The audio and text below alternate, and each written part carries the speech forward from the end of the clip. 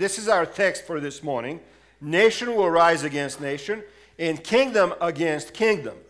There will be famines and earthquakes in various places.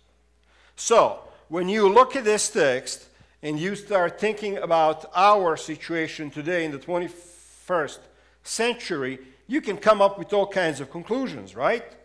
I mean, we have a situation right now where nation has risen against another nation.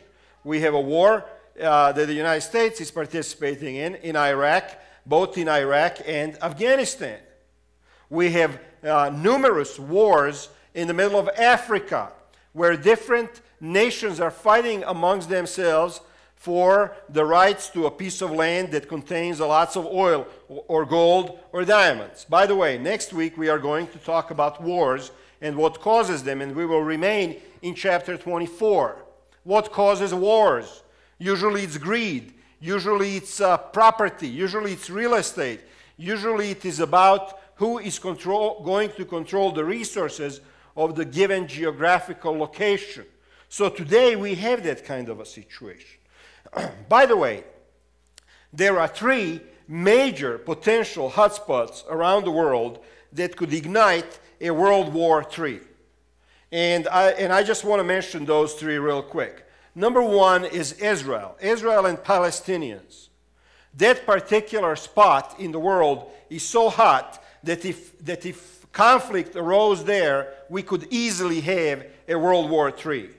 And obviously the United States and most of the European countries would be on the side of Israel. And then on the other side, you would have Russia, China, and some of those other superpowers who would be supporting the Palestinians.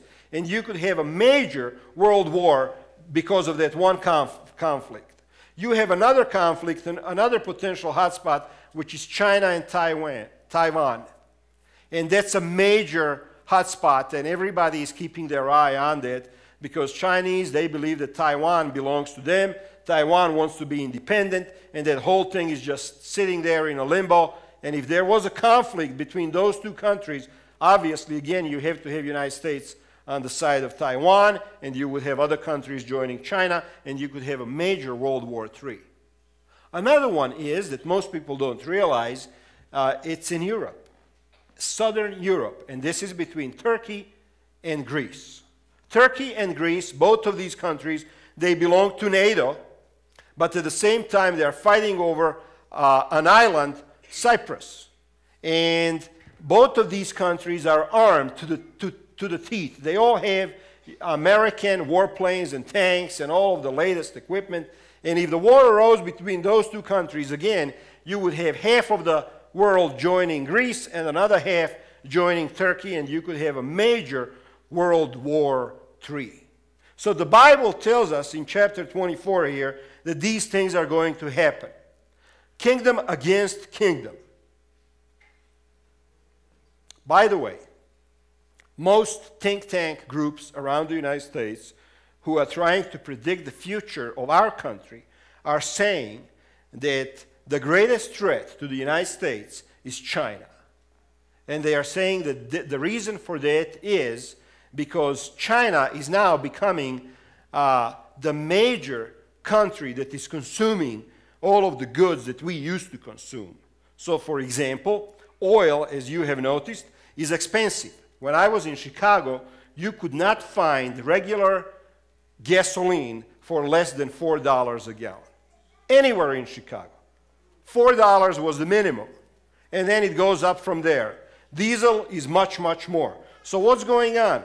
Chinese now are buying the latest trend over there, and the latest craze over there is to be buying big American cars because their economy is booming, they're making money, and they want to have Cadillacs and Lincolns and Fords and all of those, the bigger the better.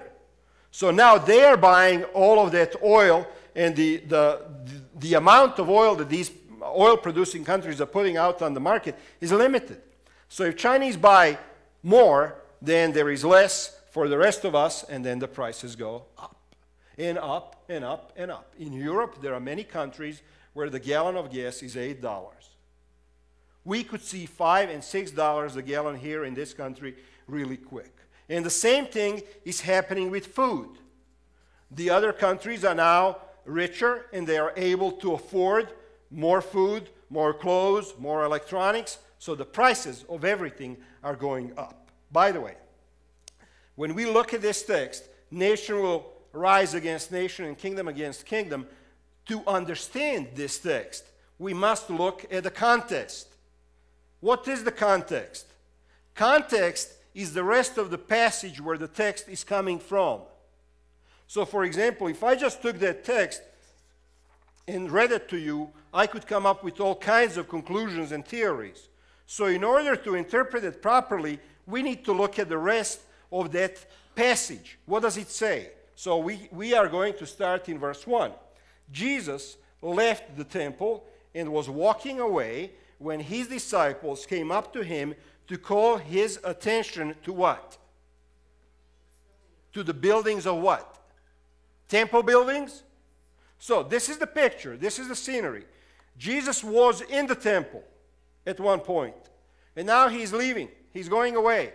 And his disciples, they approach him, and they're calling his attention to the buildings of the temple. Why? Because the temple was a symbol of the Jewish nation. What do you do when you have visitors come to your city or to your house from another place? What do? We try to show them something nice in our city, right? And we kind of like to brag about what we have here in Denver. So this is what disciples were trying to do. They were showing this huge temple to Jesus because this was important.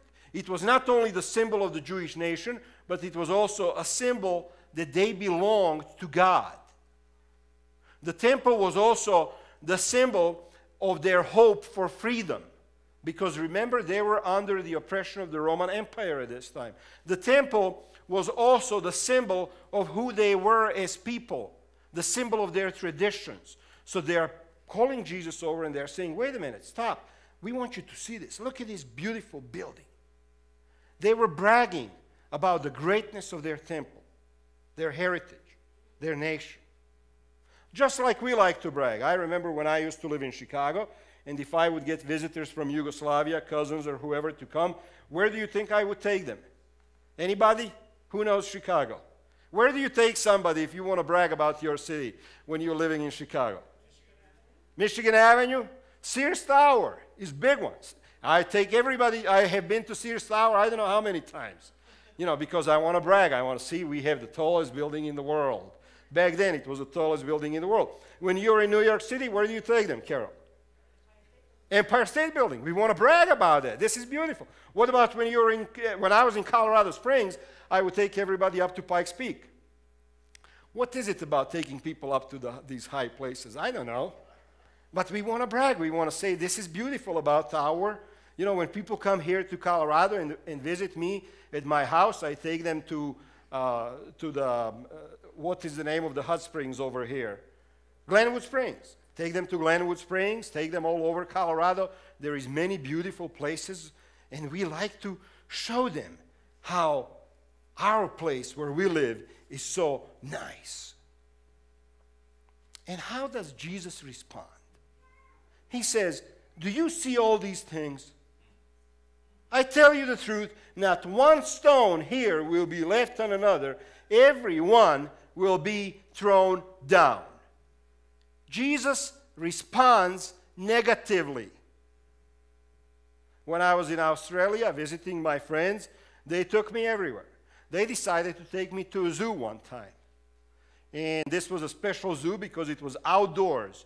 And everything was in this open farm-like place. And all of the animals were free to go wherever they wanted to go. And, you know, I went on a ride with them, and I was like, love it, cool. I've never seen anything like it. Okay, so now let us take you to downtown Sydney. Fantastic, beautiful. It's a cool downtown. Never seen anything like it. People take you to a restaurant.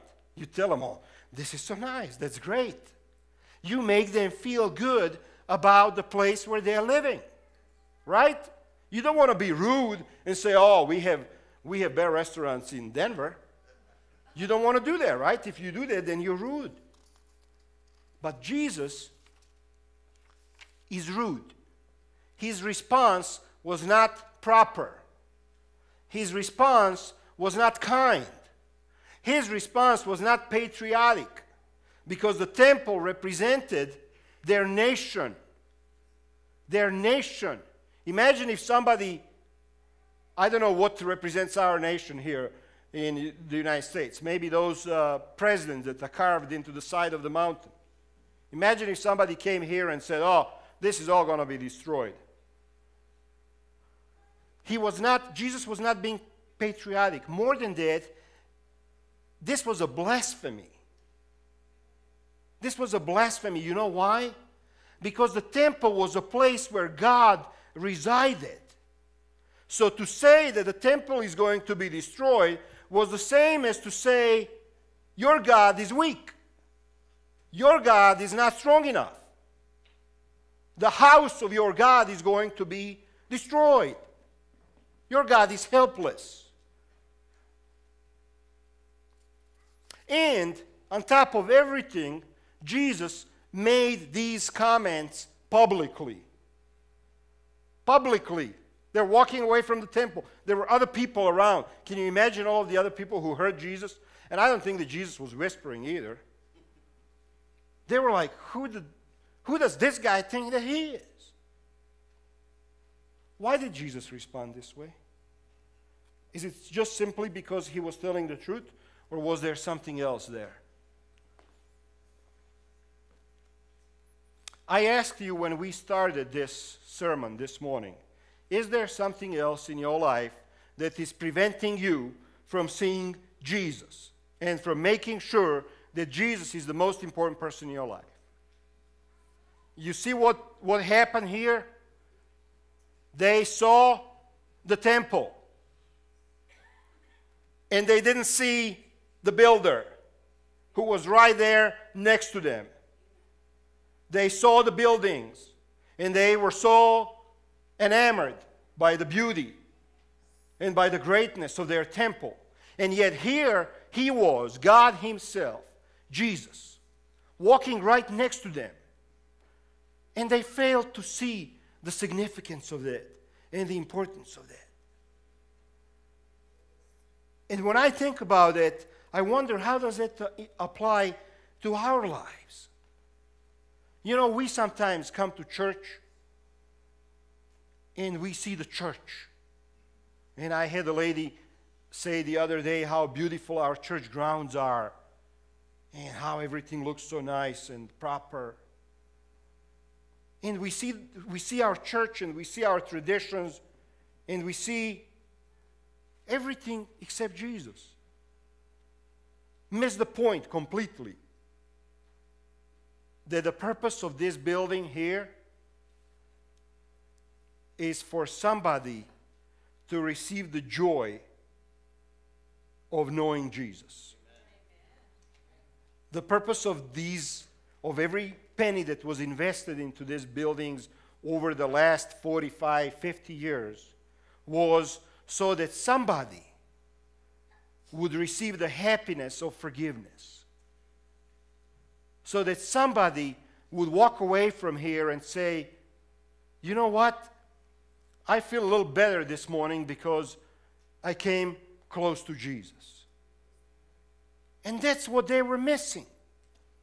So Jesus just rudely says to them, you know what? This whole thing is going to be destroyed. And we can say that about this building too. It's going to be gone. It's going to be gone. So, what happens next? As Jesus was sitting on the Mount of Olives, the disciples came to him privately. So basically, Jesus told them what he thought. He said, you know what? This is nothing. And then he walked away, and he went and he said by himself. And now they come over to him, and they say, tell us, when will this happen? And what will be the sign of your coming and of the end of the age? They wanted to know, in spite of the fact that they were just embarrassed.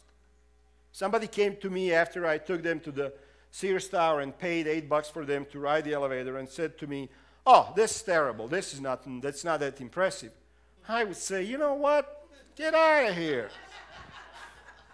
This Chicago, this is the best. You know, so I can imagine that they were a little bit embarrassed because Jesus just put them down. But they were still curious. They still wanted to know. They wanted to know in spite of being embarrassed. So Jesus answers to them and says, watch out that no one deceives you. For many will come in my name claiming, I'm the Christ, and will deceive many. So now I want to take a little detour and tell you a little something that you need to know about preachers. And that's right there on the bottom. All preachers are just guys and a few gals, including your favorite ones. All preachers. And people tell me, you know, Mark Finley said such and such, and Ken Cox said such and such, and Pastor Gordon said such and such, and Billy Graham said such and such. All preachers are just guys. And we go home and we open our Bibles and we try to study and we try to understand and we try to do our best to come back here and explain the Bible, and we take the training and classes and all of that stuff. And yet none of us, not one preacher, has everything right and correct, including myself. We just don't. It is impossible. Because just when you think that you understand everything, something else happens and you realize that you don't understand a thing. That's why your job is to study for yourself. It's good to come to church. It's good to listen to your favorite preachers. But our job as Christians is to have an open mind and to question everything. And to question everything.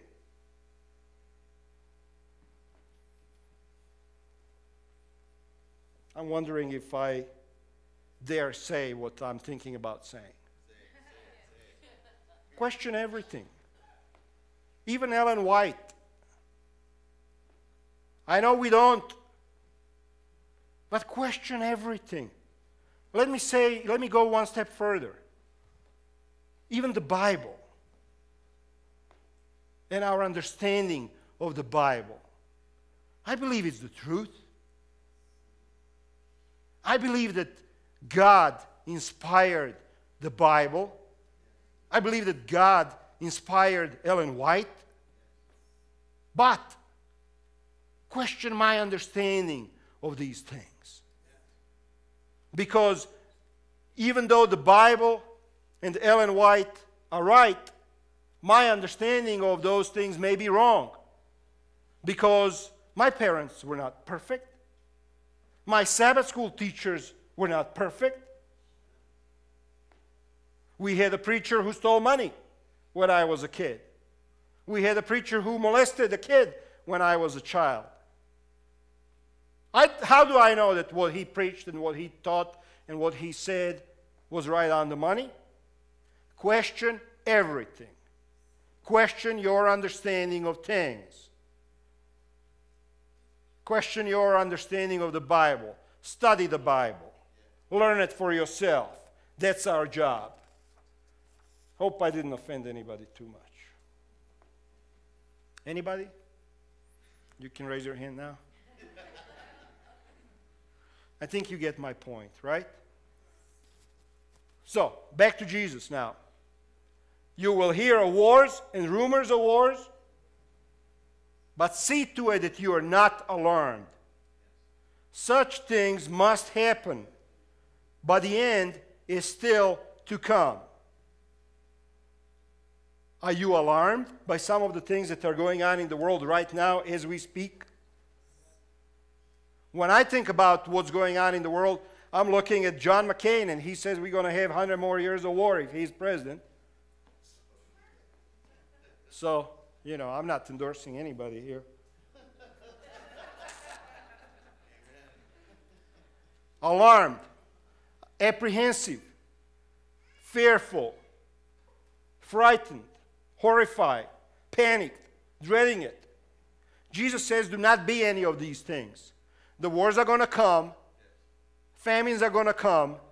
When I was a little kid, I told you this one time, I was probably in the 4th or 5th grade, and I came home and there was a war going on in Vietnam, obviously, and Yugoslavia was a communist country. So Yugoslavia took the side of the communist Vietnamese over there, and they were supplying them with all kinds of weapons and supplies and so on, you know. So Yugoslavia was basically fighting against the United States. And we're the Russia, on the side of the Russia, because Russia was sponsoring communist Vietnamese too. So we went to school, and our teachers told us that there is a strong possibility that we were going to have war too, right there in our country. Actually, they told us all to go home and stay home for a week. And all the little kids were scared about the war.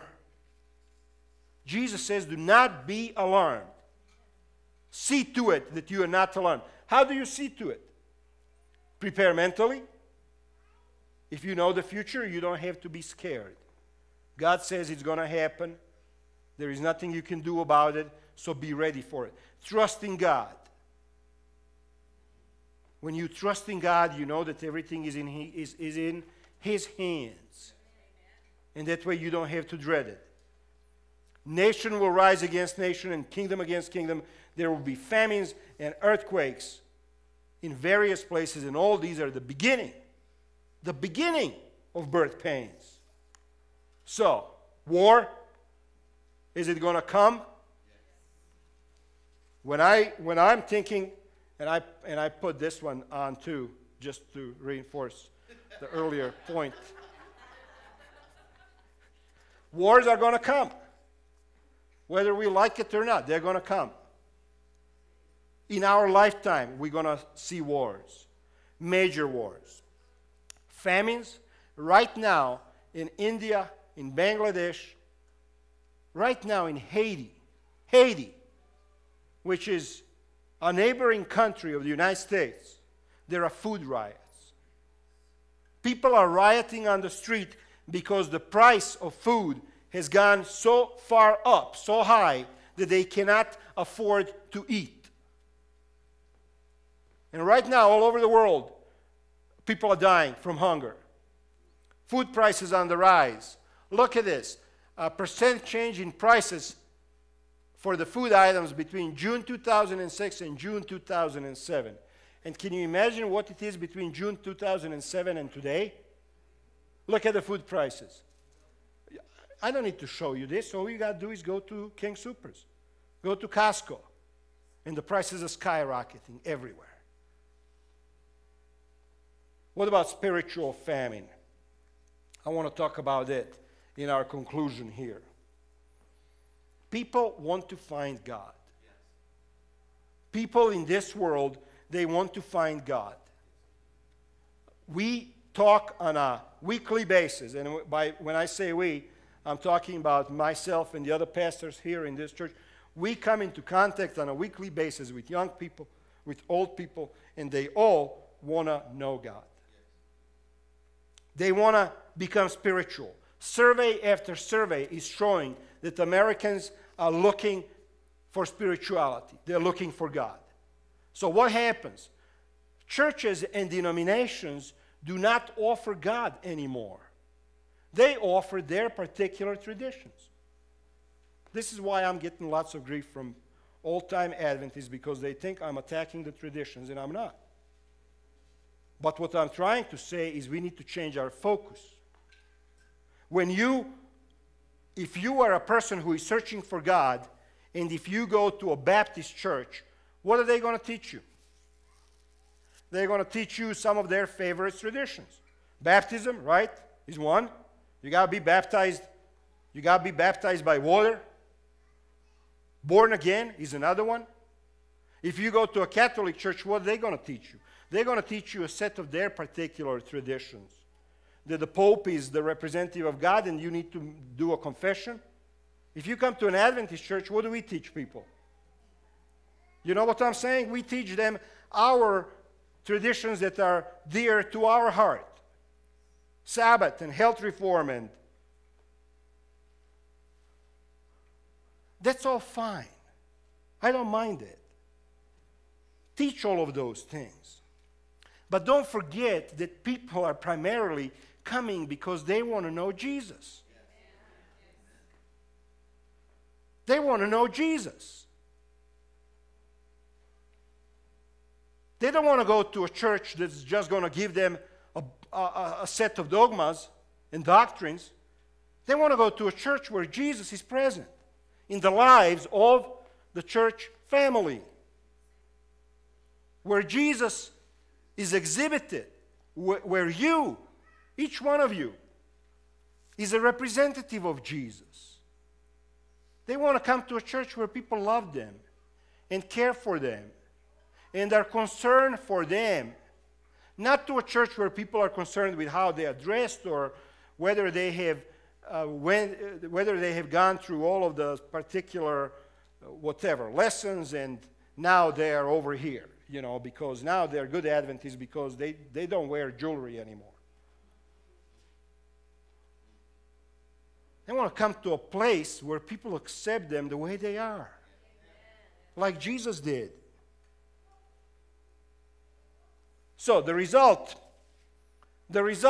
is a massive exodus from organized religions, including ours.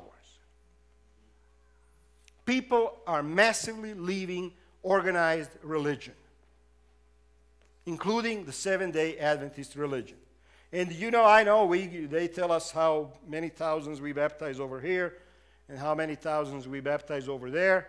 And that's all very nice. Somebody said you can make statistics say anything you want them to say.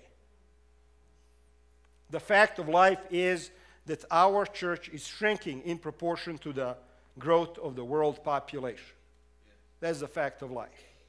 That's all you need to know. That's not a statistic. That's just a fact.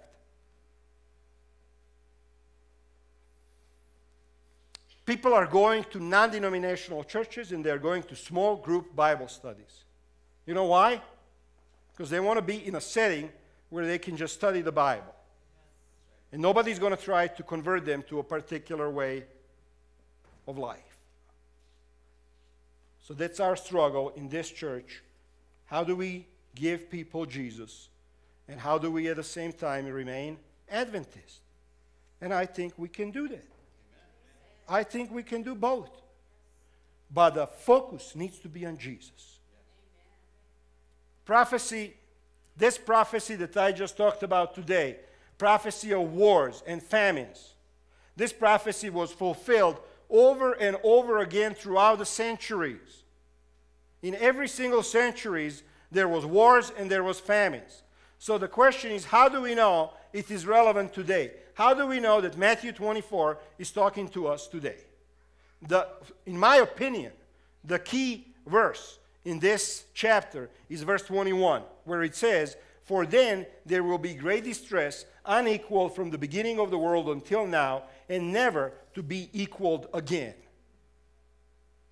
When this happens, then we know that it is applied to our time. This has not happened yet. The signs are there. The signs are there, but this has not happened yet. Are you and I ready for this to happen? For the world to go through such a distress like never before? I came back to my house from Chicago, and while I was gone, my furnace went out.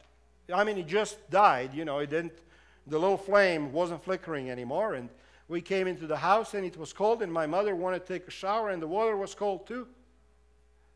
And it was such an inconvenience just for one evening to be without hot water.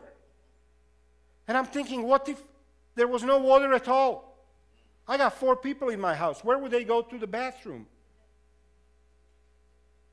Have you ever thought about it? 2 million people in Denver. Where would they go to the bathroom if the water was shut off?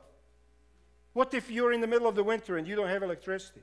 All of these things are taking place in many parts of the world. I believe that they will take place here in this country. Are you going to be ready? So the question is, are you right with God today? The purpose of this talk that I gave today was not to expound on the prophecy. The purpose of this was this last question that I'm asking you now. What is the purpose of your life? I look at lives around me, how quickly they are passing away. My mother is 77. I remember when she was a young woman. I'm going to be 50 this year. And I'm living with my mother.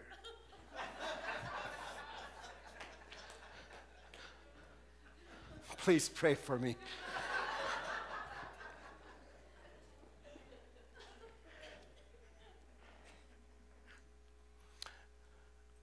I was in Florida with my brother, and the lady next door asked him to come over to an empty house that she bought and to fix something in there. And I went with him, and this was a beautiful house. And I learned that there was a man and a woman who lived in that house. I told you this before. Some of you haven't heard this. And when they were young, they bought this little lot, and they built this nice house, and the house is still there. And then as they started growing the family, they bought the lot next door and put their kids in there. And then they bought another lot next door and put the renters in there. And by the time they were done, 30-some years later, they had probably a dozen homes all around their little home, and they were renting them out and making money. And then the old age came in, and he couldn't handle all the maintenance and work and everything else. So he decided to sell one of these properties that he had most troubles with, and he got rid of it. And then things started going really fast, and he started selling them one by one, because he couldn't keep up with it. And finally, everything was gone except their little house that they built originally when they moved in. And then they couldn't keep up with that anymore. And his wife died, and he couldn't work it. He couldn't even take care of the yard anymore. And they took him to a nursing home. And I see people who work all of their life, and they build these big mansions, and then they go into a smaller house, and then they go into an assisted living, and then they go into a nursing home, and then they end up in their little room in a nursing home. And out of all of the things that they have purchased over the years, cars and toys and big screen TVs, they are basically allowed to put a couple of family pictures on the wall next to their bed. And when we were in that little house, the man was already gone, the house was empty, and I took some stuff out to the trash, and there in the trash were family pictures. And there in the trash I pulled out, and I saw a diploma. This guy had a master's degree in engineering. And when his life came to an end, his kids and relatives, they came into the house, and all of the beautiful things that we are collecting, including our family photos and diplomas. And I worked hard for that stupid diploma that I have on my wall there in the office. And I'm thinking to myself, one day somebody is going to come by and they're going to throw this into trash. Because it doesn't mean anything to them. What is the purpose of your life? Why are you here? I am here for one purpose only, and that is to know Jesus. Nothing else. Because when that day comes, you lay there on that bed, the only thing that counts is the fact that you're holding the hand of Jesus. Nothing else. And that's why you came to church this morning. If you have not given your life to Jesus, I want to ask you to do that today.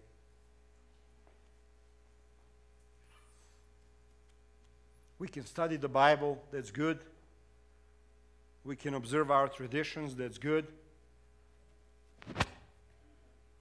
We can do good works. That's good. But number one thing is our commitment to Jesus. And He's waiting right now. Right now. I believe there are people in this church who have been Christians for 50 years. And today they need to give their life to Jesus. And I believe there are people in this church who came here for the first time and haven't heard a sermon in who knows how long, and they need to give their life to Jesus as well. And I want to finish with this word. If you do decide to do that, He's going to take you. He's going to accept you. He's going to accept you just the way you sit right there, right now. With all of your baggage, with all of your sins, with all of your shortcomings. He's going to take you in as if you were perfect. God bless you as you make that commitment. Amen.